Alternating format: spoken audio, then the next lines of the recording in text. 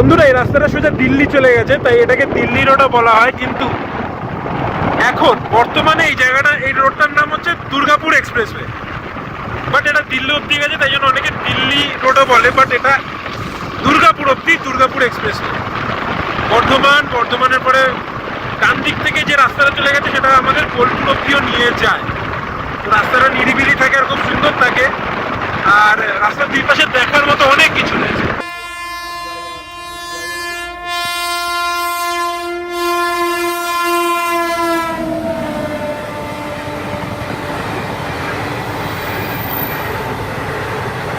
বালিয়া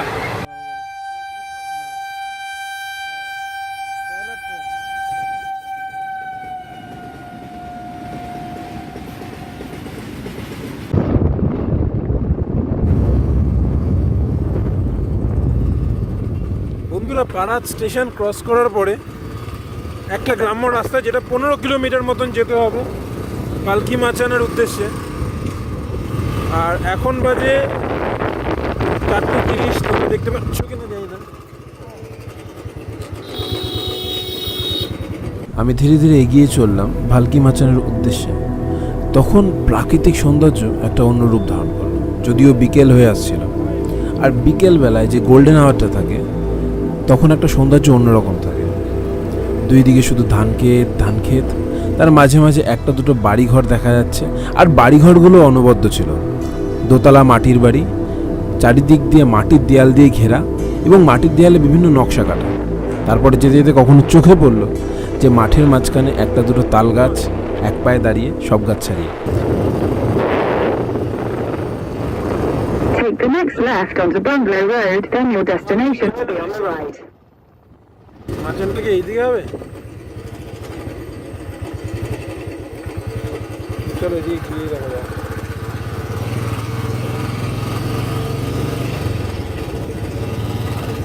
নাম মনে হচ্ছে এদিকে, না এদিকে নাম মনে হচ্ছে। Your destination is on the right. মাচানটা কোন দিকে?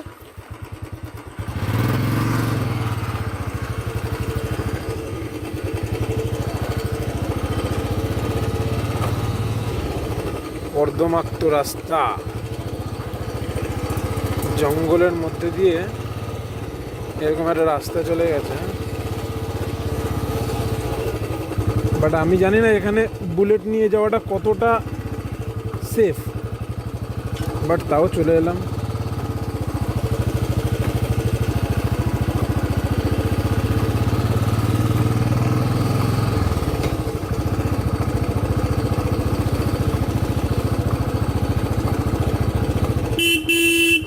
জঙ্গলের মধ্যে বিভিন্ন দিকে রাস্তা চলে গেছে।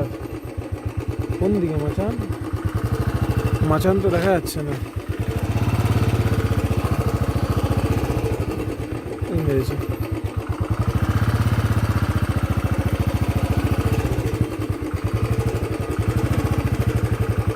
জঙ্গলের মধ্যে তো ঘুরেই বেড়াচ্ছি।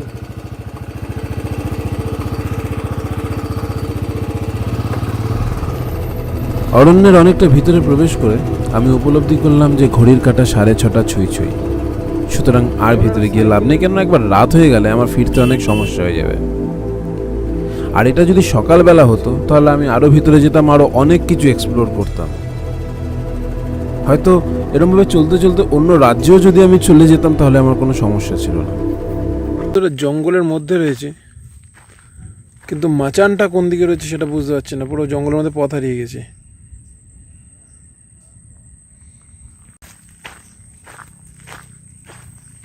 রাত্রি হতে যায়, রাতের বেলায় জঙ্গলের মধ্যে থাকাটা ইটস নট সেফ।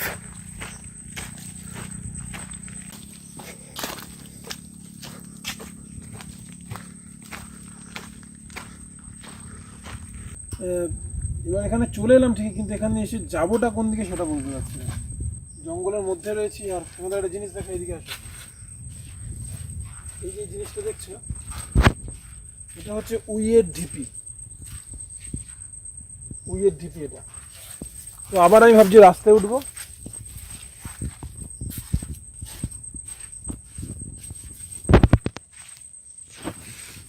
তো আবার আমি ভাবছি রাস্তায় উঠবো, রাস্তায় উঠে তারপরে আবার জিজ্ঞাসা করে জঙ্গলে দেবো। আর এখন 6টা বাজতেও যায়, বেশি লেট করাটাই জঙ্গলের মধ্যে ঠিক হবে না মনে হয়।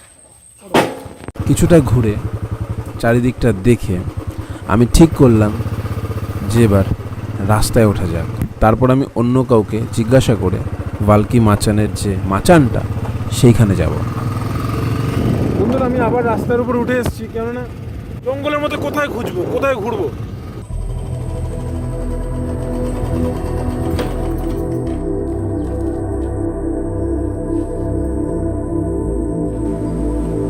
চারিদিকে জঙ্গল, মাঝখানে একটা পিচের রাস্তা, সেই পিচের রাস্তার পাশেই রয়েছে মাচান।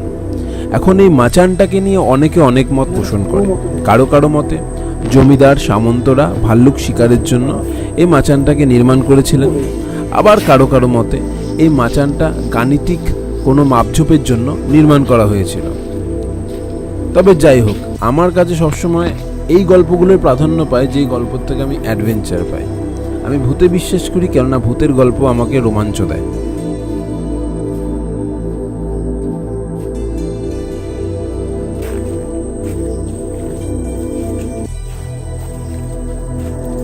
আর এখানেও প্রকৃতি একটা অন্যরূপ লাভ করেছে।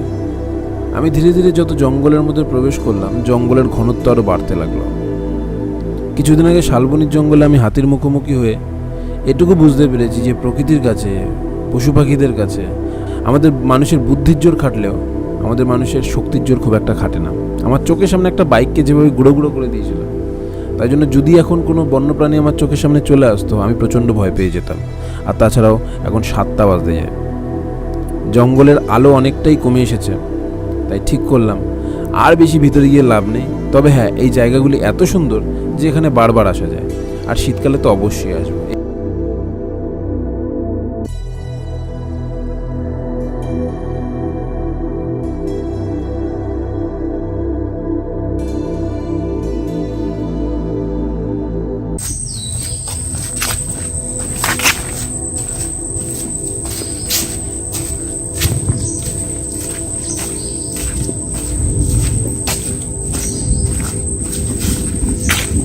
বাইকটা রাস্তাতেই রয়ে গেছে বন্ধুরা।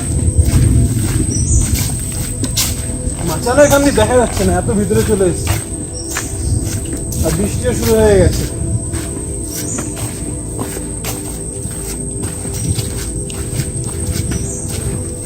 ওইদিকে জঙ্গলটা এত সুন্দর লাগছে, পুরো বলো।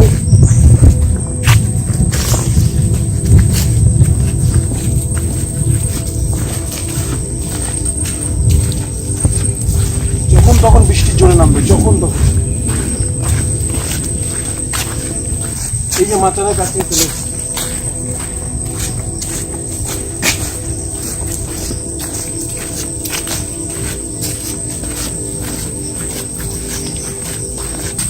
আর পুরো জঙ্গল জুড়ে এই কাটা কাটা গাছগুলো ভরা। আমি কিছুদিন আগে যখন গনগনিতে গেছিলাম, গনগনি মানে শিলাই নদীর পাড়ে এই গাছ ভর্তি ছিল। আর হ্যাঁ, বলে রাখা ভালো, এইখানের মাটিও কিন্তু লাল, এটাও ল্যাটেরাইট মৃত্তিকা। সুতরাং এই যে বেলটা আছে, এটা সম্পূর্ণ লাল মাটি। এই জায়গার সবচেয়ে নিকটবর্তী এয়ারপোর্ট হচ্ছে কলকাতা এয়ারপোর্ট, এছাড়া আশেপাশে কোনো এয়ারপোর্ট নেই। আর যদি এখানে ট্রেনে করে আসতে চাও, তাহলে হাওড়া আসানসোল সেকশনের ট্রেনে উঠতে হবে, তারপর মানকড় স্টেশনে নামতে হবে, এবং মানকড় স্টেশন থেকে বা গুসকরা স্টেশন থেকে টোটো রিক্সা এগুলোকে নিয়ে তোমরা ভালকি মাচানে আসতে পারো। আর যদি রোড বাই গাড়ি নিয়ে বা বাইক নিয়ে যেতে হয়, তাহলে তোমরা NH2 ধরে যাবে দুর্গাপুরের দিকে, গালসিতে আসবে। গালসি নামে একটা জায়গাতে ডান দিকে একটা রাস্তা চলে গেছে, সেই রাস্তাটা চলে গেছে মানকড়ের দিকে। সেই মানকড়ের রাস্তা ধরে তোমরা ভালকি মাচানে গিয়ে পৌঁছাবে। গনগনি, ভালকি মাচানের দুটো জায়গায় আমাকে খুবভাবে ইমপ্রেস করেছে। আর শীতকালে এই জায়গাগুলোকে আমি আবার ভিজিট করব।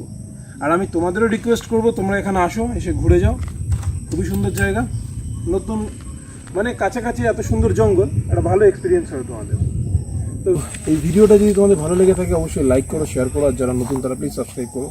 এখন আবার আমার 150 কিলোমিটার গাড়ি চালিয়ে যেতে হবে, মানে আজকে টোটাল আমি 300 কিলোমিটার জার্নি করতে চলেছি। তো সবাই খুব ভালো থাকবে, আর কিপ লাভিং, কিপ সাপোর্ট।